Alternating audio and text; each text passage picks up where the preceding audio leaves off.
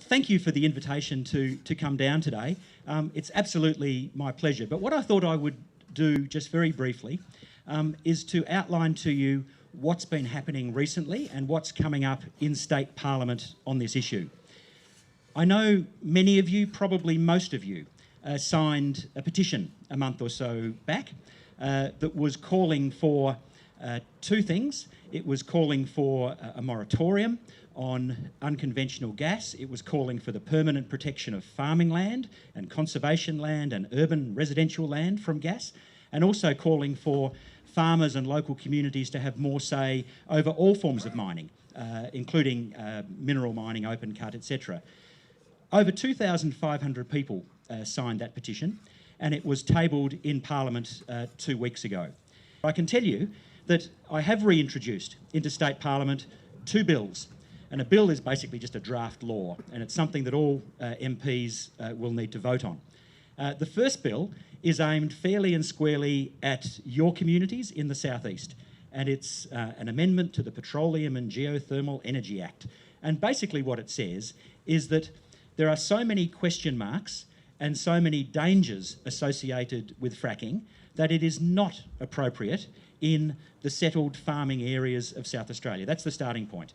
Protect our farmland, protect our food bowl, don't allow these unconventional gas activities.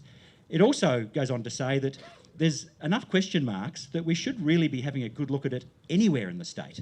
Now, I know they'll be telling you that, oh, we've been doing it in the Cooper Basin forever and it hasn't caused any problems.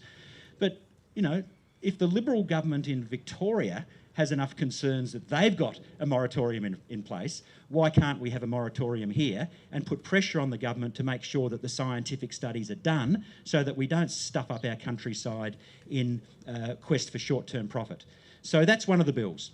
It's basically saying a 2-year moratorium, a complete ban on fracking in farming land and conservation areas, including your coastal conservation zone, and also the places where people live, in townships and urban zoned areas.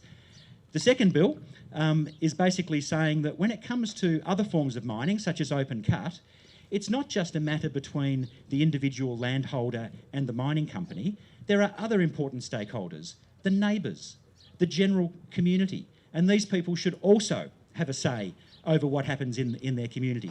And many of you who were on the steps of Parliament a month or two back, and you would have seen people from York Peninsula and people from Eyre Peninsula, they're fighting very similar battles to you, basically trying to get a fair go, trying to get more balance in the debate between essential food-growing industries and what is often very short-term profit-making mining proposals.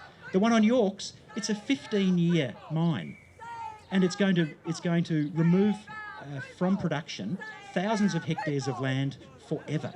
Now, do the sums. It just doesn't make sense. I mean, there's places in the Middle East that have farmed the same plots of land for thousands of years. And yet, for 15-year short-term profit, the government's saying, no, iron ore and copper are just so important to us, we have to extract them from the ground at all cost.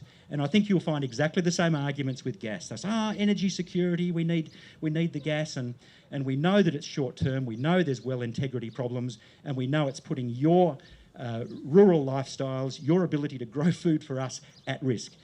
The second thing that's happening in State Parliament, so the two bills, next Thursday, I've got a motion before Parliament for a parliamentary inquiry into unconventional gas.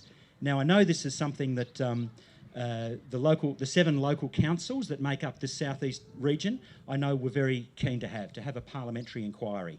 We've been putting it off for a while now. I'm going to bring it to a vote, and we'll find out whether the old parties are serious about having a proper inquiry. And the beauty of a parliamentary inquiry is that we bring witnesses in.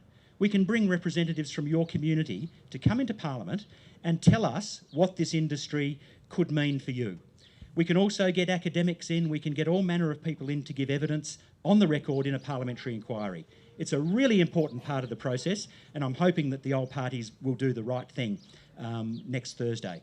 So thank you again for the opportunity to come along, and I'm glad I've been able to fill you in on recent developments. My bills, by the way, will be coming to a vote in November, and you'll certainly be getting communications. If you've signed up to any of the lists, you'll be getting communications about what's needed to actually lobby other members of Parliament to get behind this bill, because it's fair and square, aimed at protecting you and your communities, and in fact the heritage that we want to hand on to all future generations.